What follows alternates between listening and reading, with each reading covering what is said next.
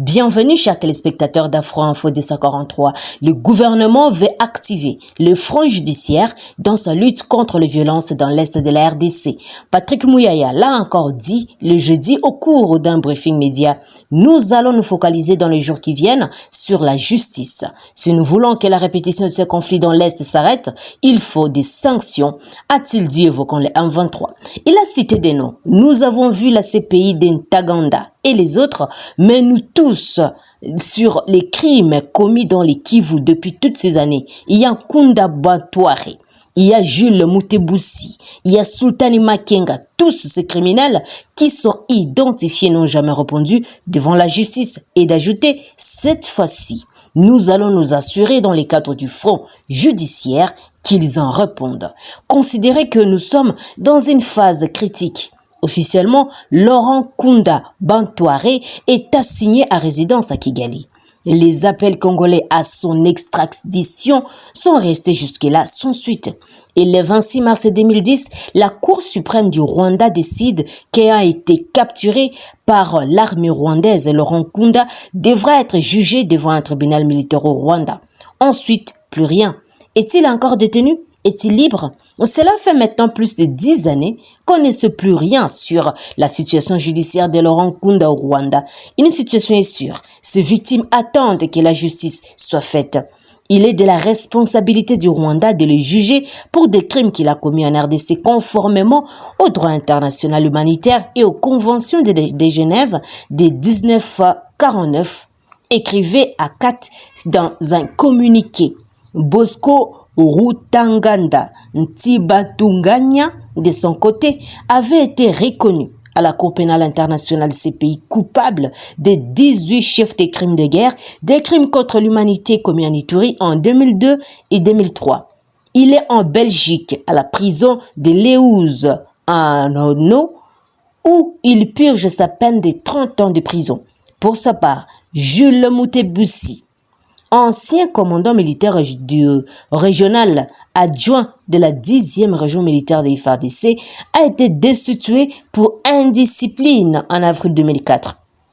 Arrêté par les autorités rwandaises en décembre 2007, alors qu'il tenait de passer la frontière pour entrer en RDC, il serait décédé à Kigali le 9 mai 2014. Selon les données des Nations Unies, tous ces chefs de guerre cités dans cet article ont été sanctionnés par les Nations Unies.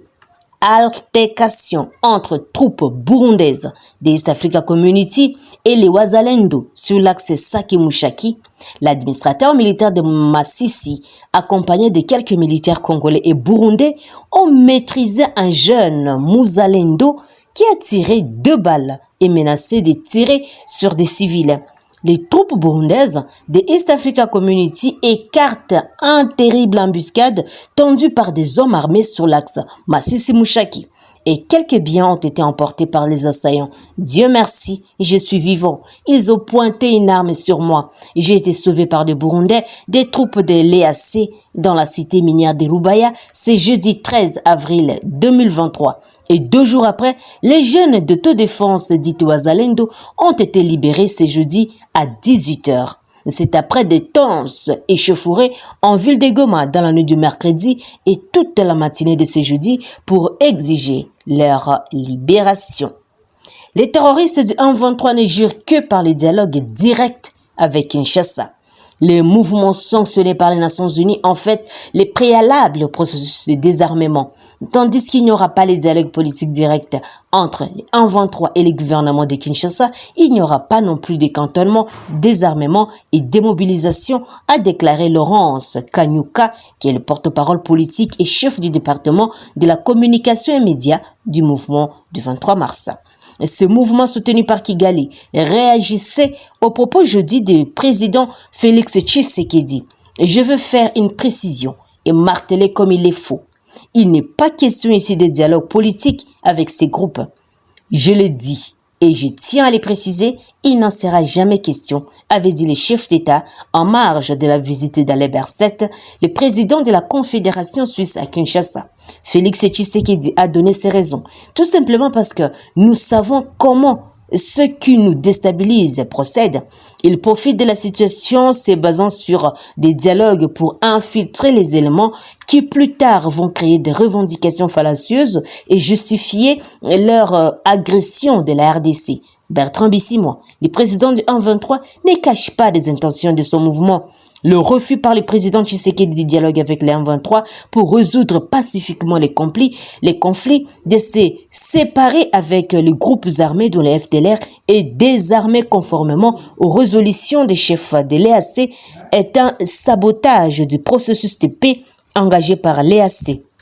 Et d'ajouter, la cause du 1-23 est noble, juste et légitime pour être portée et défendue jusqu'à une réponse qui libère définitivement nos populations du calvaire d'une élite politique prédatrice qui crée et entretient les causes des conflits pour forcer ses citoyens à l'exil et à la patridie.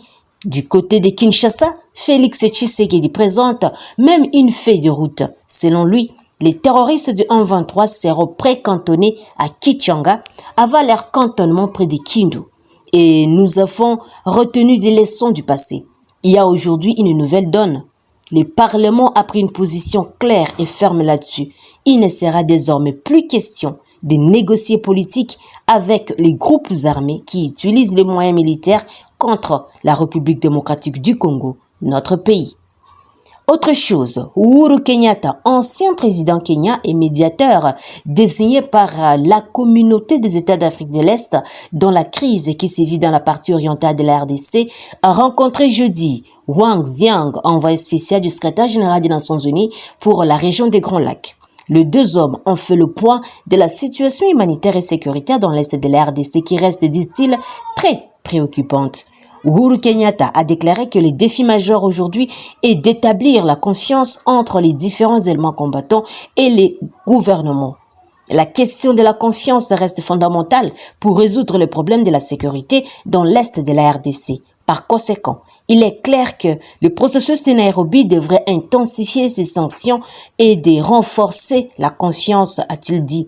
Il s'agira de l'un des principaux objectifs de son travail au cours de la semaine prochaine, en particulier dans le cadre de la préparation de la 4e conférence de Nairobi, a-t-il ajouté. Depuis avril, l'ancien président kenyan se disait favorable à la réintégration du 1-23 dans le processus de Nairobi. 3 mois plus tôt, il avait même rencontré à Mombasa, au Kenya, une délégation des terroristes du 1-23 conduite par son président Bertrand Bisimwa, énervant l'entourage de Félix Tshisekedi. La tension est encore montée d'un cran le jeudi avec la sortie médiatique de Bertrand Bisimwa qui a conditionné tout cantonnement de ces hommes par les dialogues directs avec Kinshasa.